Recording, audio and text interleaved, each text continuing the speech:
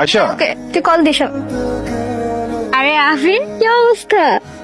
কতদিন পর আমাকে পেছন থেকে দেখে চিনে ফেললা? আমি তোমার ছায়া দেখলেও চিনে ফেলবো। বাহ, অনেক ম্যাচিউরড হয়ে গেছো। তাই কিভাবে বুঝলা? কথাবার্তাতেই বোঝা যায়।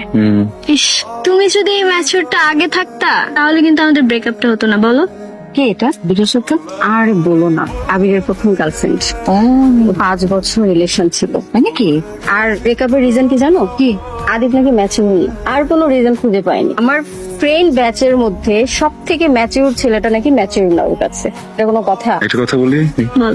আমার সবকিছুই তো আবার জোড়া লাগানো যায়, তাই না? তা যায়। ও শুনে, সাহির এদিকে আসো না।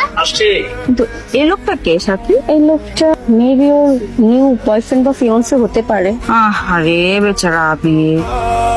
ও হচ্ছে সাহির আর ফিয়ান্সি। আর সাহির ও হচ্ছে আবির। তোমাকে সবসময় আবিরের কথা বলতাম না?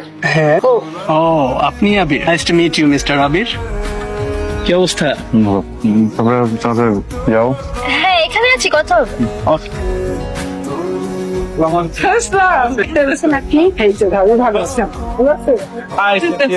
হাই। আমার শাড়ির কুচিটা ঠিক করে দে তো।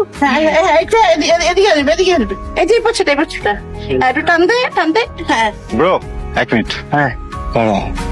আর ও তো সিনথিয়ার ফিয়ান্সে। ফিয়ান্সে মানে সিনথিয়া কি বিয়ে করতেছে?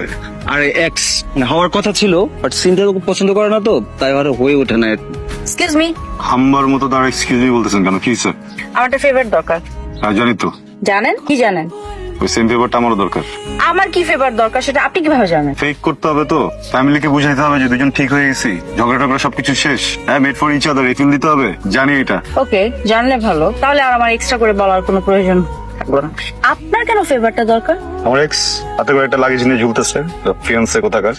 এমন একটা ভাব নিচ্ছে মানে ওরই ফিয়ান্সে। সারাক্ষণ হাত ধরা করার কি আছে? আমার সাথে রিলেশন ছিল, কই আমার হাত ধরে ধরে করতো না সারাক্ষণ? আমি খুব জেলাস ফিল করছি তো। ওকে নাই সেম জেলাসের একটা স্যান্ডউইচ বানা টাস করে গালে একটা জেলাসি বসে দিল। রাইট। আপনার কি দরকার? না, আমার ওরকম কোনো প্রয়োজন নাই। আমার জেলাসি ধরনের কোনো ঘটনা না। আমি জাস্ট এই মানুষটাকে আমার লাইফে চাই না। হ্যান্ডসাম আছে ছেলেটা, গুড আছে তো, প্রবলেম কি? অ্যাকচুয়ালি আমি আমার লাইফে এই একটা মানুষকে এমন ভাবে চেয়েছিলাম, মনে হচ্ছে যে এই মানুষটার জন্য আমি মরতে পারি। কিন্তু যখন এই মানুষটার মায়ের ব্যাপারে আমি জানতে পারলাম, তার মার সম্পর্কে জানলাম, বুঝলাম, তারপর থেকে মনে হলো যে আমার বেঁচে থাকাটা অনেক জরুরি। Sad deal? ডিল।